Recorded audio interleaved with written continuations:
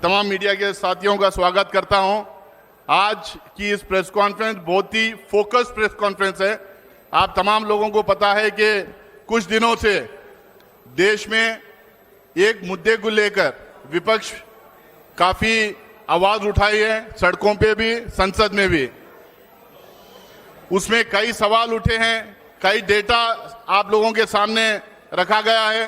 खासकर राहुल गांधी जी जो press conference किए थे उसमें उन्होंने किस तरह से हमारे वोटर्स लिस्ट में डिस्क्रिपेंसीज हैं, एनोमलीज हैं, किस तरह से उसमें घपला किया गया है, ये तमाम चीजों को आपके सामने रखा था।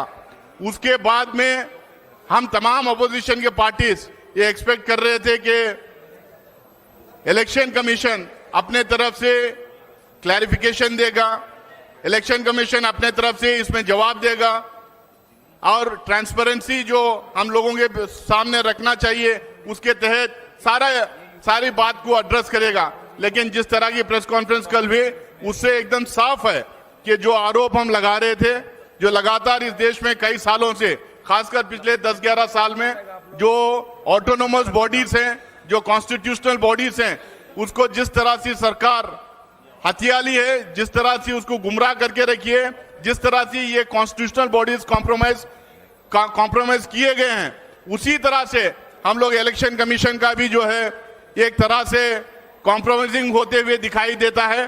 कल की खासकर जो प्रेस कॉन्फ्रेंस थी उसको लेके अपोजिशन पार्टीज उसको पॉइंट बाय पॉइंट रिबटल करना चाहते हैं, उसका जवाब देना चाहते हैं। जो मुद्दा हम लगातार लोकसभा राज्यसभा में उठाते आए हैं उसको लेके कुछ सवाल हमारे जो मन में हैं और जो जवाब हम चाहते थे उसका भी जो जवाब हमको नहीं मिला, उन चीजों को लेके आज हमारे अपोजिशन पार्टीज के कुछ रिप्रेजेंटेटिव्स को यहाँ हम लोगों ने बुलाया है। बल्कि सारे 20 पार्टीज के रिप्रेजेंटेटिव्स आना चाह रहे थे, लेकिन हम क्योंकि प्रेस कॉन्फ्रेंस में कुछ ही लोगों को बात करना था तो हम 8 पॉलिटिकल पार्टीज के रिप्रेजेंटेटिव्स को यहाँ पे बुलाए हैं। वो अपनी बात रखेंगे। मैं शुरू करूंगा, इंडियन नेशनल कांग्रेस के गौरव गोगोई जी अपनी बात रखेंगे, उसके बाद में राम गोपाल यादव जी बात रखेंगे, उसके बाद में टीएमसी की महुआ मोइत्रा जी बात रखेंगे, उसके बाद में डीएमके के अभी तिरुचि शिवाजी आए नहीं आए तो वो बात रखेंगे, उसके बाद मनोज झा जी बात रखेंगे, अरविंद सावंत जी शिवसेना से बात रखेंगे, संजय सिंह जी आम आदमी पार्टी से बात रखेंगे और सीपीएम और लेफ्ट ब्लॉक से जॉन ब्रिटास अपनी बात रखेंगे। मैं तमाम लोगों को अपनी तरफ से और तमाम लोगों की तरफ से इस प्रेस कॉन्फ्रेंस में उनका भी स्वागत करते हुए मैं गौरव गोगोई जी को मैं रिक्वेस्ट करूंगा कि वो अपनी बात रखें।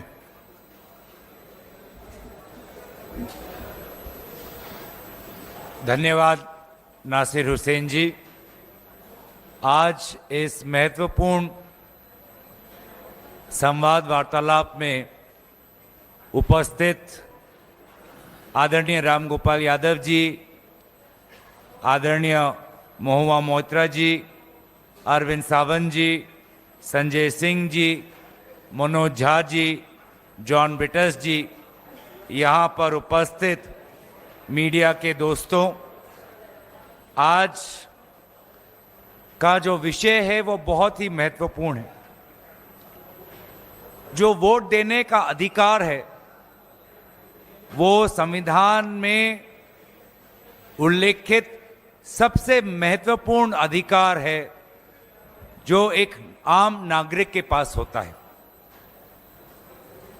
और अगर हमारी लोकतंत्र जीवित है तो वो सिर्फ इस आम नागरिक के वोट देने के अधिकार पर निर्भर है।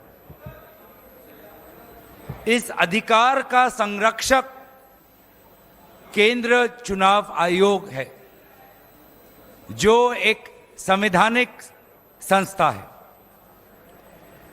लेकिन हम देख रहे हैं कि जिस प्रकार से कई महत्वपूर्ण सवाल भारत के विभिन्न राजनीतिक दल केंद्रीय निर्वाचन आयोग से पूछ रहे हैं, उन सवालों का उत्तर केंद्रीय निर्वाचन आयोग नहीं दे पा रहा और अपनी जिम्मेवारी से भागने की कोशिश कर रहा है।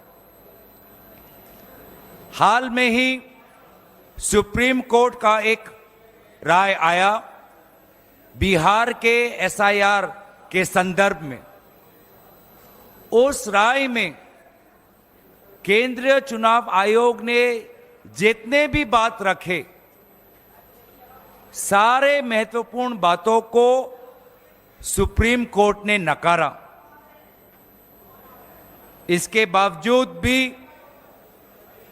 कल जो प्रेस वार्तालाप हमने देखा चीफ इलेक्शन कमिश्नर का,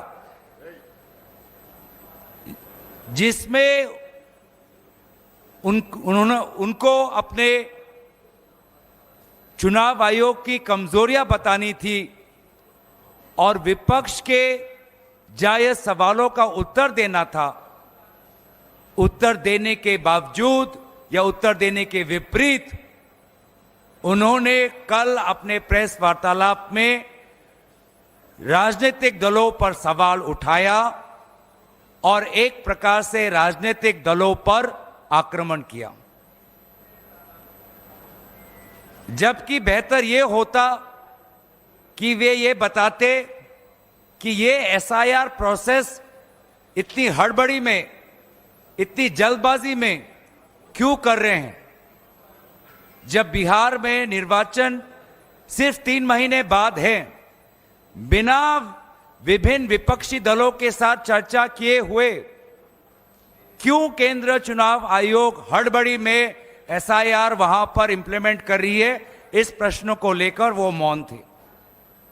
वे मौन थे कि किस प्रकार से महाराष्ट्र में लोकसभा और विधानसभा चुनाव के बीच में लगभग 70 लाख नए वोटर किस प्रकार से वोटर तालिका में आए, वे इस प्रश्न पे मौन थे। वे इस प्रश्न पे मौन थे कि क्यों केंद्र चुनाव आयोग ने यह निर्णय लिया कि पोलिंग बूथ पर जो सीसीटीवी फुटेज कैप्चर होता है वो 45 डेज के बाद उसको डिलीट किया जाएगा। क्यों वे मौन थे इस बात पर जो बात राहुल गांधी जी ने उठाई कि लगभग 1 लाख फर्जी वोटर उनको महादेवपुरा में मिले। वो ये नहीं बता पाए कि किस प्रकार से machine readable electoral vote privacy का उल्लंघन है। वे ये बात नहीं बता पाए क्यों वो सुप्रीम कोर्ट की जो मंशा थी कि 65 लाख वोटर्स किस प्रकार से डिलीट हुए, उसका कारण एक सर्चेबल फॉर्मेट में दें, ये इस बात का विरोध क्यों कर रहे थे।